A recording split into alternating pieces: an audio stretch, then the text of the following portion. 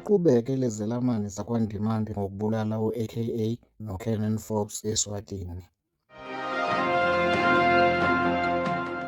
Icala lokubuyiselwa kwezelamani zakwaNdimande ezisolwa ngokubulala umrepha waseNingizimu Afrika uKennan aka Forbes kanye nomngani wakhe uDebele Motsane kulindeleke libuyele eNkantolo yeMantshi yakwaManzini, eSwatini ngoLwesibili ekuseni.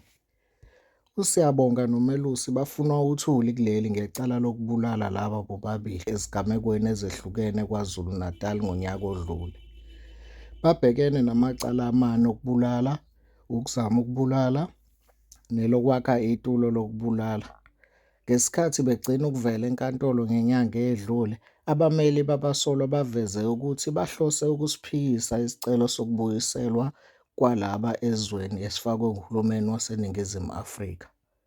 Khona manjalo ngo-Ephreli, uyise ka-AKA uTony Forbes wathi akanaso isiqiniseko sokuthi Ngqondo ungomunye wababoshiwe.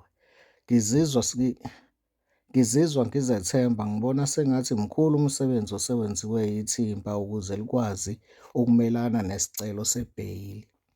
Ngicabanga ukuthi iqiniso ukuthi kube no-R800,000 owakhokhelwa lokhu kusukela umbono wokuthi kunezinsiza ey'nqala ezizosetshenziswa ukuze lokhu kwenzeke. Angikakholwa namanje ukuthi bekungaba yini isisusa salo mhleli ukuthi abulale indodana yami uKennan. Ngikholwa ukuthi ungqondongqondo usekhona, kusho uForbes.